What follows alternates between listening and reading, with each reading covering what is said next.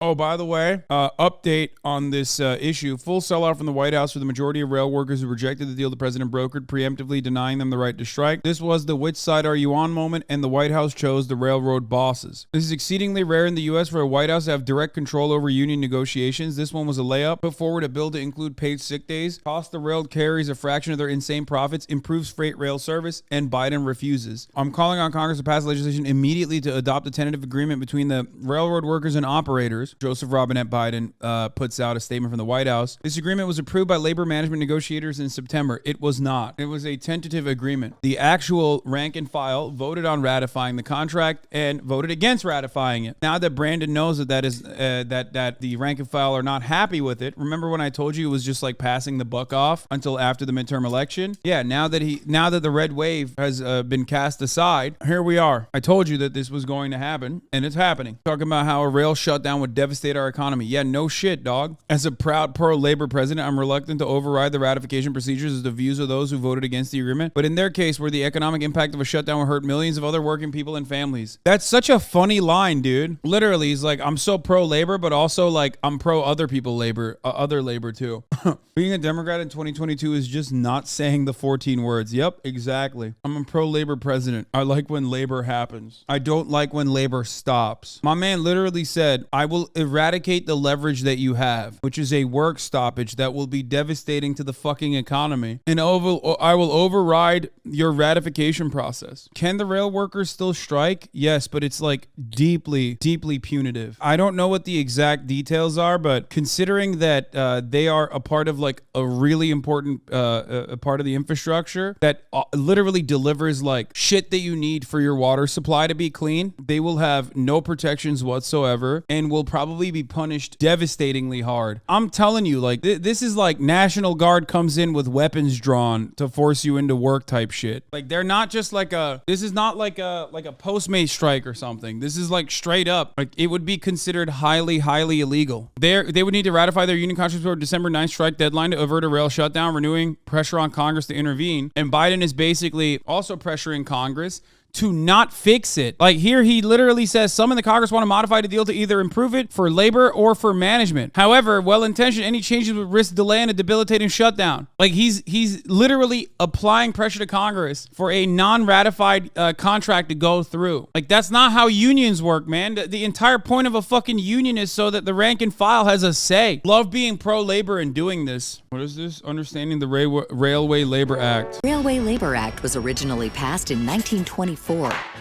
At this time, railroads were the single most important piece of national infrastructure, so special laws were passed to dictate the terms by which railway unions could collectively bargain for their workers' rights. The Railway Labor Act lays out a specific procedure by which negotiations must be conducted for those subject to it. Negotiations begin with an exchange of openers, where the union and company exchange their opening proposals to set a baseline for the following negotiations. After this, the two parties enter into direct negotiations, where they bargain with one another and try to come to an agreement. If they do, this is called a tentative agreement, and a vote is held by the membership to determine whether the agreement will be ratified. So the tentative agreement was reached, but the contract was not ratified, as in the rank and file voting process did not get the necessary amount of votes to say that, hey, like we the union rank and file, the members of the union actually like this tentative agreement. Why? Well, the reason is very simple. Because it did not feature the top of the hour ad break, okay? And how you can avoid it. They were like, no, we want $5 extra so we can avoid the top of the hour ad break. Oh, that was so good. Anyway, the point is they wanted sick leave and they were not offered sick leave. They got a increase in salary, but not sick leave. When the whole point of the fucking thing was sick leave. More staffing, an opportunity to see their children, and also having the opportunity to get days off when they're sick. If an agreement is reached before the end of the cooling off period, it's sent to the membership for ratification. At this point, if no agreement is reached, and if a dispute appears that it may threaten essential aspects of American transportation, then the National Mediation Board will notify the President of the United States, who may establish a Presidential Emergency Board. The Presidential Emergency Board will make recommendations to resolve disputes or attempt. I gotta point something out here, okay? Despite what the media tries to portray it as, there's always two sides to every fucking union negotiations process. And unfortunately, given the right-wing slant of capitalist media globally, that is oftentimes overlooked. They make it seem like there's only one side that's responsible for a work stoppage. They always blame the workers. They always say, oh, well, why the fuck don't the workers get back to work? They're being selfish. They're fucking over other workers. That is reactionary, right-wing, capitalist framing. What you should do instead is bully the fucking capital owners, because they are the ones who are not abiding by the reasonable demands that the workers make. The union still wants a place of business to operate. A union, oftentimes under capitalist structures, also recognizes that profit is important. So they do not ask for things that the capital owners are unable to give, because they still want to have a place of work. And yet, in spite of all of that, the media makes it seem as though this is a one-sided endeavor that could easily be ended by only one side and one side only, the workers. It is not the truth. The truth is, if you want to look at it from a one-sided perspective, the capital owners have infinitely more that they could do to end the work stoppage, to meet the demands of the workers. And yet, the greed expressed by capital owners, the bosses, the railroad owning corporations, and the shareholders, is never seen as weird. Greed in that respect is seen as good. Inversely, it's not even greed when workers are demanding more from the labor that they're putting in, demanding higher wages or demanding better benefits to make their workplace more humane. That's not greed in that regard. And yet it is still seen as greed and seen as a bad thing. It's really fucked up. And the only reason why people see that, the only reason why people see it in the way it is because the media abso-fucking-lutely operates in this right-wing way, because they are also beholden to the same corporate benefactors, and they are an arm of capital. If no tentative agreement is reached by the end of the cooling-off period, the union and the company are permitted to engage in self-help.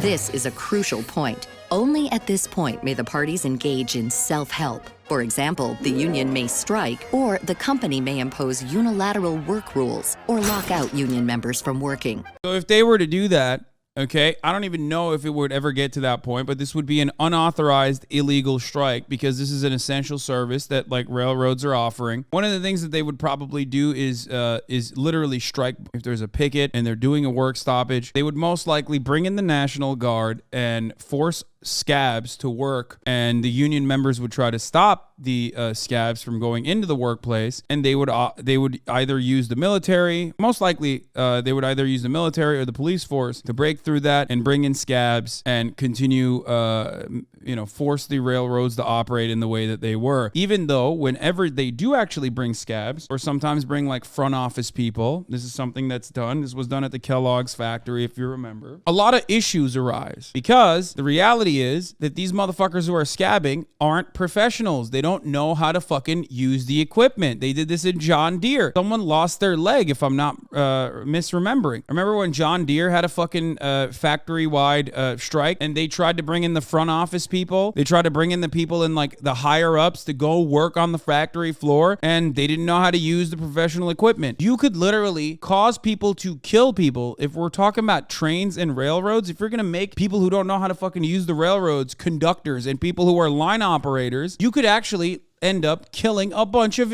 people straight up. Not people, expendable workers, so it's okay, but they're not though. And that's when they come to that realization shortly thereafter. Capitalists love fucking relitigating age-old lessons that they learned through bloodshed. After all, every single piece of regulation and rule that is written in place is written with the ink of blood, okay? When you talk about OSHA, like, one of the things that, like, factory workers love making jokes about is how fucking restrictive OSHA is. But, like, all of those rules were written in so much fucking blood. It's not the nanny state. It's motherfuckers losing fingers, arms, legs, breaking their goddamn backs for that level of restriction to exist, like workplace safety rules to exist. It's just like when Elon Musk took over Twitter and was like, we're going to go buck wild. Or when he took over Twitter and said, I'm going to eliminate the verification process, only to very quickly relearned that lesson that, oh shit, you actually need a verification process so Eli Lilly doesn't lose $8 billion in a fucking day. That's crazy. It's like literally relearning the rules by experiencing it again. And that's what happens when you're a fucking dumbass, like a kid that you tell your child not to fucking touch the open fire. And your kid's like, nah, I'm going to touch it anyway. And at a certain point, you let him touch it. So they learned the lesson, okay? Oh, fuck, I burned my finger. But then Elon Musk is like a child who keeps going back to the fire and touching it. Same shit with these idiots. You think that this extremely vital workforce for the economy would be respected enough to get their demands for at least sick days? Yeah. A dude fell into a fucking foundry and was melted alive at John Deere last week because they didn't follow OSHA. OSHA is great. Yeah, dude had been on the job 9 days. Holy fuck, dude. Jesus Christ. That's terrifying. You legitimately believe the government would bring the National Guard in to force workers at gunpoint? If it came to that, they would. But no, I think what they would do instead is immediately try to put scabs in place, which they would not be able to find because there's so many fucking workers. And then they would forcibly break through the picket lines and strike bust, make it illegal through junctions to even have a strike big enough to like restrict movement into the workplace. I mean, these are all things that they do all the time. Usually what they do is like they'll bring in scabs if they have enough scabs. And if you fucking strike and if you put a picket line outside of the fucking company to stop scabs from entering the place of work, then cops will come in and bust their heads. Or a quieter version of that is by getting a judge to say you can't have a public gathering more than 4 people outside of a workplace in that area. And then if they have 5 people, or let alone even more than 5 people, a much larger group of individuals out there, then cops can go in and arrest them and say you violated the law. Stop giving them ideas. Yeah. Imagine thinking that I, a dumbass himbo Twitch streamer, could give the most capitalist nation on earth ideas by just basically telling you what they have done already in the past numerous times. Amazon at the Bessemer, Alabama distribution facility literally tried to engage in strike breaking behavior by making the red light outside of the fucking distribution facility go for shorter. They went and got that red light, which is where a lot of people were picketing and like offering fucking cards to workers in the facility. They literally made that red light shorter, last for a shorter period of time, which led to traffic accidents. But they did it so that the workers that stand on that red light and give cards to fucking and brochures to the people at the workplace were not able to do so. So no, but actually yes. How would they force them if not by force on gunpoint? Again, I find it hard to believe that would happen in my country. They would set the parliament on fire if that happened. Yeah, bro, we're not in Europe. There is no fucking revolutionary spirit, let alone class solidarity in the American workforce. If you haven't noticed that by now, I don't know what to tell you, okay? Also, my country, you could just say France, okay? I feel like that's a Frenchman. There's no way. Those motherfuckers burn buildings for like gas increasing by like 3 fucking euros, you know? Which I respect, by the way. I think that's cool. I don't have an issue with that. It's like the one cool thing about France.